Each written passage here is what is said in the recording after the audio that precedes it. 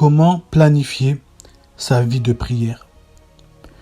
Dans cette vidéo, je vais t'aider à planifier ta vie de prière. Ce qui est vrai, c'est que nous n'avons pas le même emploi du temps, nous n'avons pas tous la même charge. Voilà pourquoi je donnerai plusieurs conseils qui vont t'aider. Tu es libre de les appliquer ou de ne pas les appliquer. Ce sont des choses que moi-même j'applique concernant l'un des points. Je parlerai et je donnerai des conseils concernant les personnes qui travaillent ou qui étudient, mais aussi pour ceux-là qui ne travaillent pas. Si vous vous trouvez dans d'autres situations que je n'ai pas mentionnées, marquez-le en commentaire afin que je fasse une autre vidéo pour vous donner d'autres conseils. Tout d'abord, pourquoi il est important d'avoir une vie de prière? Premièrement, parce que tu es chrétien.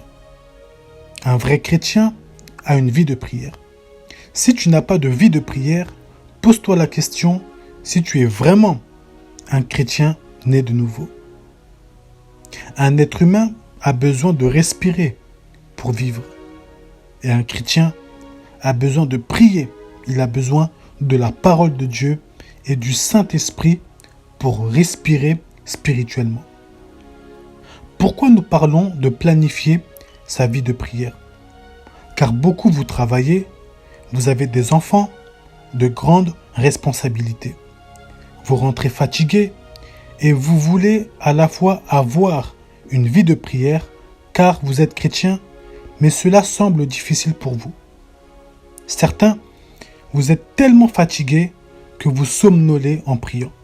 Sache que si tu écoutes cette vidéo, tu es béni, car le Seigneur va t'apporter plusieurs solutions.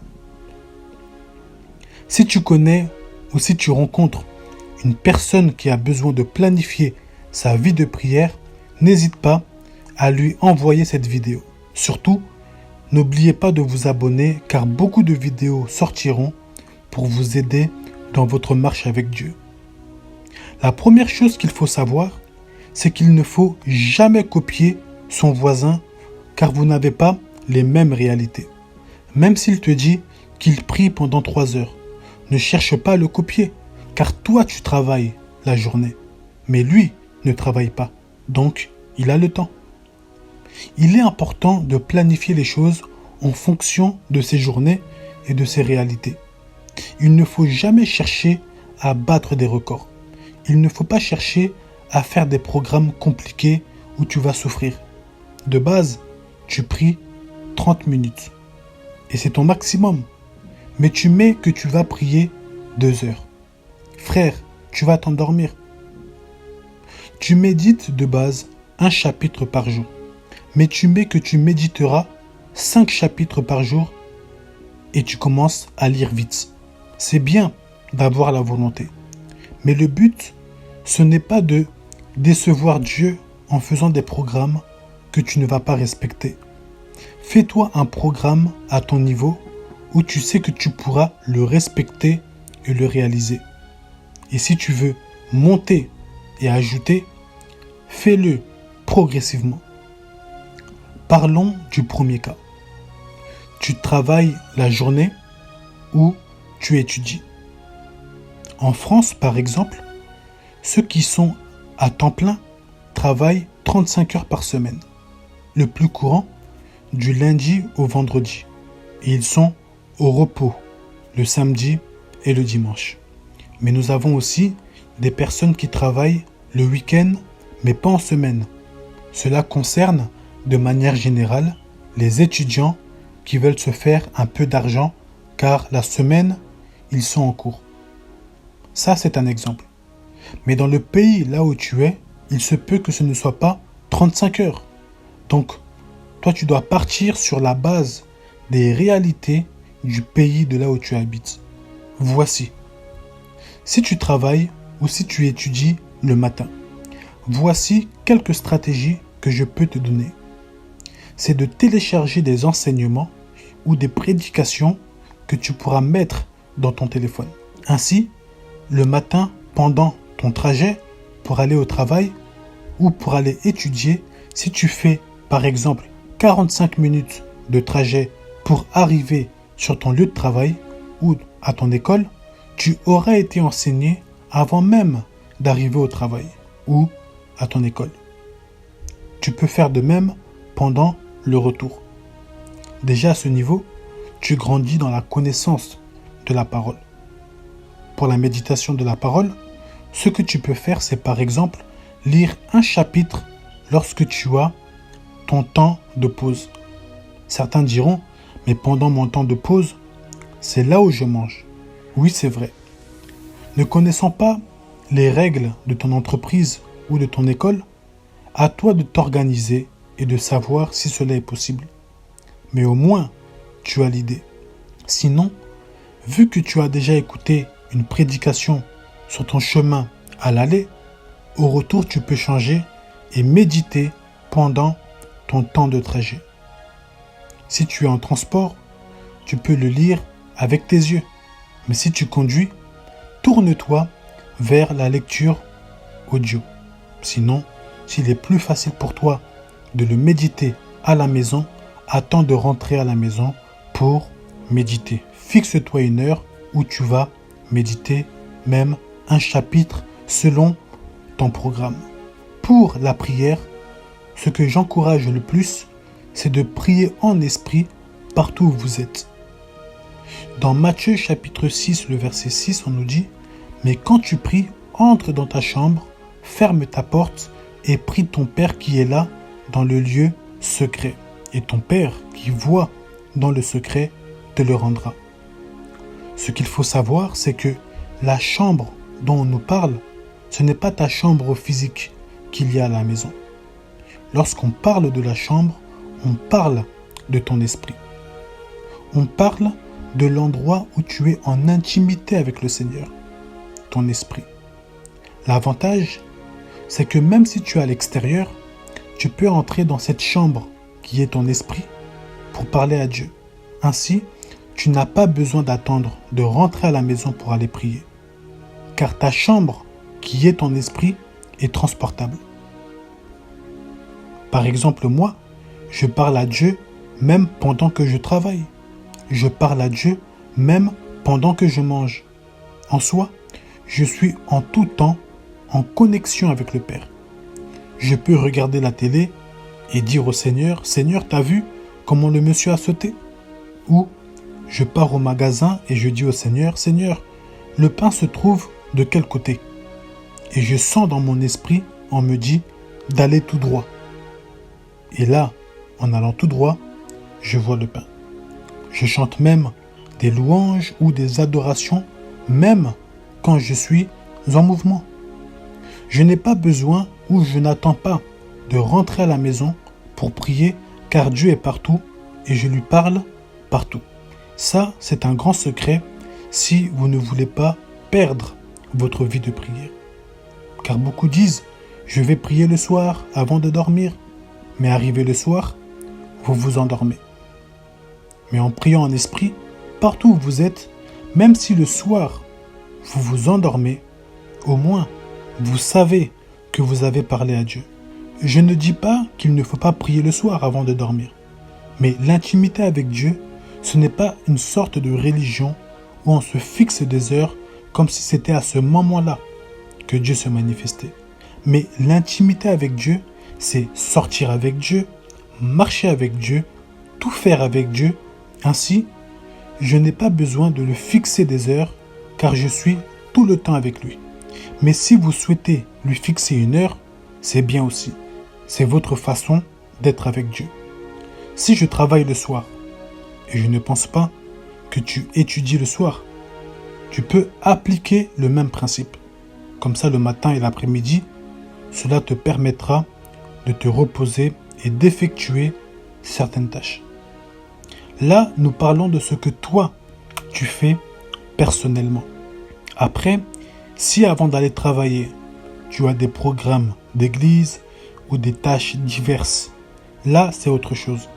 Mais moi, je parle de ta vie de prière personnelle. Donc, ce que j'ai expliqué s'applique à ceux-là qui travaillent la journée et aussi le soir, et à ceux-là qui étudient. Après, si vous travaillez que le week-end, vous pouvez aussi l'appliquer. Deuxième cas, tu ne travailles pas. Lorsqu'on ne travaille pas, nous avons plus de marge et nous sommes libres pour placer là où ça nous convient le mieux. Certains sont plus à l'aise pour prier le matin, d'autres la nuit. Si tu ne travailles pas, le mieux est de se choisir une partie de la journée pour passer du temps avec Dieu. Et ensuite, tu pourras entamer tes activités le reste de la journée. Par exemple, pour ceux-là qui sont plus à l'aise le matin, prenez un temps de prière, un temps de méditation, un temps de louange et d'adoration. Ensuite, vous pourrez par exemple, en prenant votre petit déjeuner, écouter en même temps un enseignement ou une prédication. À ce niveau, tu sais que ton temps avec Dieu, tu l'as eu. Tu auras après le reste de la journée pour chercher un travail, envoyer des CV et faire diverses tâches. J'encourage à faire cela le matin pour que tes prières précèdent ta journée entière. Le matin, nous sommes en forme car nous venons d'une longue nuit de sommeil et de repos. Mais le soir, très souvent, nous sommes fatigués, les hommes nous ont beaucoup parlé, notre cerveau a été bousculé dans tous les sens. L'avantage du matin, c'est que nous commençons tout d'abord par parler à Dieu avant de parler aux hommes. Car c'est après que nous sortons. Mais si tu es plus à l'aise le soir ou la nuit, c'est bien aussi. Dans la parole de Dieu, la plupart du temps, on parle du matin. Par exemple, dans Lamentations chapitre 3, le verset 22 à 23, on nous dit « Les bontés de l'Éternel ne sont pas épuisées, ses compassions ne sont pas à leur terme. Elles se renouvellent chaque matin. » Dans Psaume chapitre 5, le verset 3, on nous dit « Éternel, le matin tu entends ma voix, le matin je me tourne vers toi et je regarde. » Dans Psaume chapitre 59, le verset 16, on nous dit « Et moi, je chanterai ta force, dès le matin, je célébrerai ta bonté. » Dans Ésaïe chapitre 33, le verset 2, on nous dit « Éternel, aie pitié de nous, nous espérons en toi, sois notre aide chaque matin. » Dans Sophonie chapitre 3, le verset 5, on nous dit « L'Éternel est juste au milieu d'elle, il ne commet point d'iniquité, chaque matin il produit à la lumière ses jugements. » Et il y a encore plein d'autres versets qui parlent du matin. Et cela n'est pas un hasard. Cela veut dire qu'il y a une grâce particulière attachée au matin. Voilà pourquoi je conseillerais à toute personne à commencer dès le matin avec Dieu. Troisième cas. Tu es maman et tu t'occupes des enfants qui ont besoin de tes services. Souvent, maman, ce sont les enfants qui vous empêchent de faire certaines choses, car vous devez vous en occuper. Une mère doit toujours assurer son rôle et nourrir l'enfant, laver l'enfant, et ainsi de suite. Avec les mamans, on ne peut pas fixer les choses, car avec les enfants, les choses bougent à chaque fois. Voici. Tout d'abord, une maman ne sait pas quand est-ce qu'elle va méditer la parole, écouter une prédication ou autre. Mais elle doit se dire que dans la journée, je dois faire ces choses. Voici quelques stratégies que je peux donner. Mettez une prédication ou un enseignement qui retentit dans la maison. Ainsi, même si vous vous déplacez, même si vous cuisinez, même si vous changez l'enfant, vous entendez. Si vous êtes plus à l'aise pour mettre des écouteurs et écouter dans votre téléphone, c'est très bien aussi. Pour la prière, il y a plusieurs solutions. Déjà, privilégiez la prière en esprit où vous priez partout où vous êtes. Dites-vous que Dieu est partout, donc je peux m'adresser à lui partout sans pour autant me mettre à genoux. Ce que vous pouvez faire aussi, c'est de prendre un temps de prière lorsque les enfants ou lorsque les enfants sont couchés. Ils finiront bien par se coucher un jour. Profitez aussi pour passer un temps dans la méditation de la Bible lorsqu'ils sont couchés. Si, et je répète, si vous avez un conjoint très aimable qui peut prendre l'enfant pour un temps, faites-le. Qu'il fasse sortir l'enfant ou qu'il le garde un moment afin que vous puissiez passer votre temps avec Dieu. C'était le message sur comment planifier sa vie de prière. Merci beaucoup.